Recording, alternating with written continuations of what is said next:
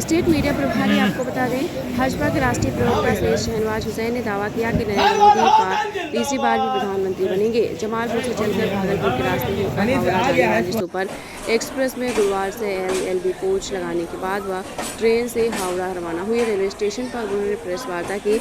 इसमें Pulsar board के लोदीपुर गुलपति पंचायत के ग्रामीणों ने भी उनसे मुलाकात की। शहनवाज हुसैन ने कहा, इंडिया अलायंस का क्या जश्न होने वाले हैं वह से दिख रहा है। ममता राज का असर बिहार में देखने को मिला है। बिहार की महागठबंधन सरकार भी लाठी और गोली की सरकार बन गई है।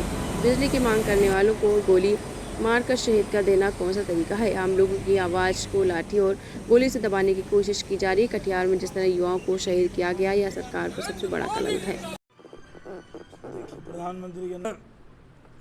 प्रधानमंत्री जी ने भारत मंडपम के उद्घाटन समारोह में जो बातें कही है वो बात जनता के दिल तक पहुंच गई। उन्होंने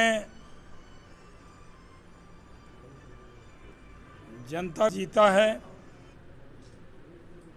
और फिर से वो तीसरी बार प्रधानमंत्री बनेंगे, हैट्रिक मारेंगे, इसमें कोई शक की गुंजाइश नहीं।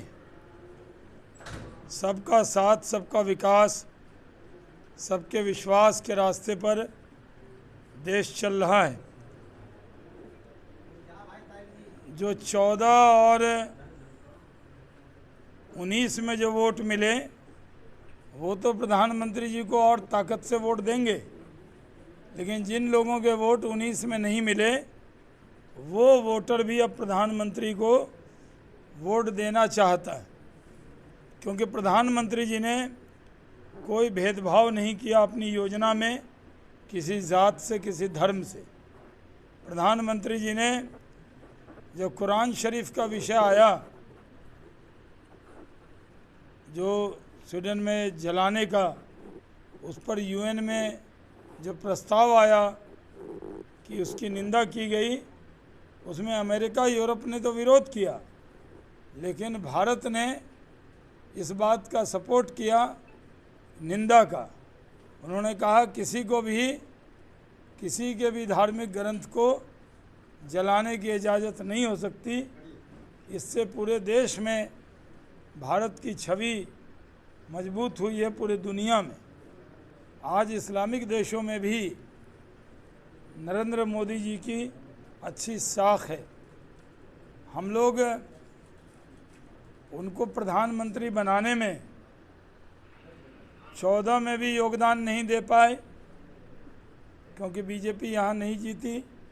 19 में भी उनके छाती पर कमल नहीं लगा पाए।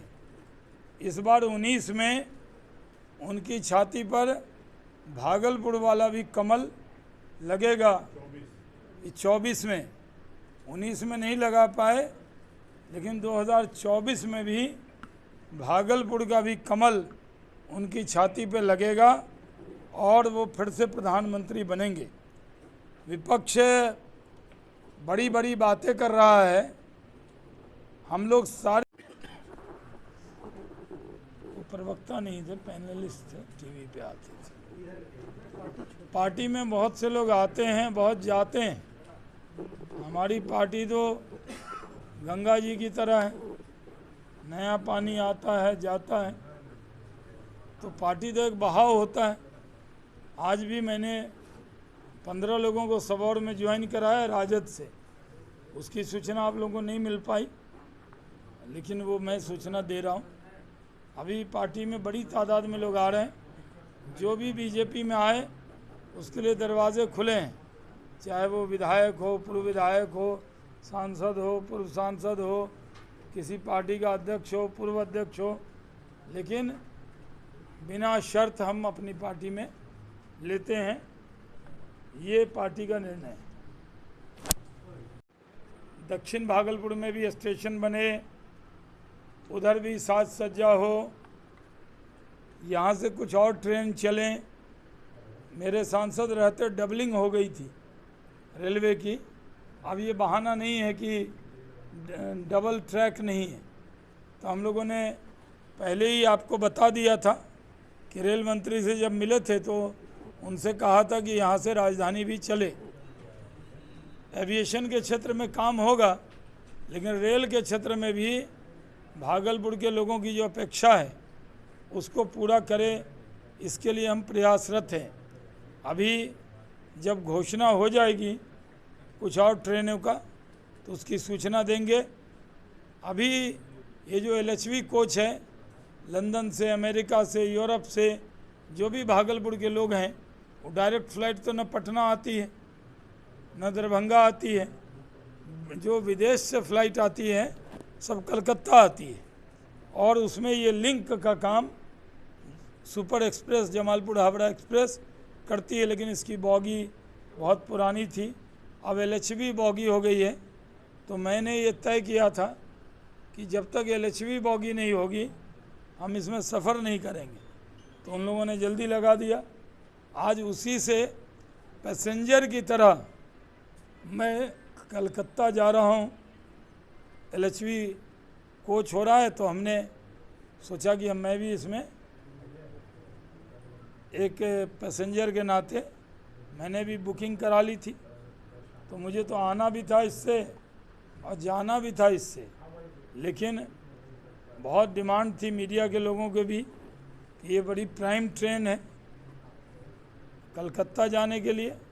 तो ऐसे तो मैंने मांग की है बहुत पहले ही कि वंदे भारत कलकत्ता से, रांची से भागलपुर आए। इसके लिए रेल मंत्रालय जब निर्णय करेगा तो हम आपको सूचना देंगे। बहुत बहुत धन्यवाद। आपका हाथ भी थक गया होगा।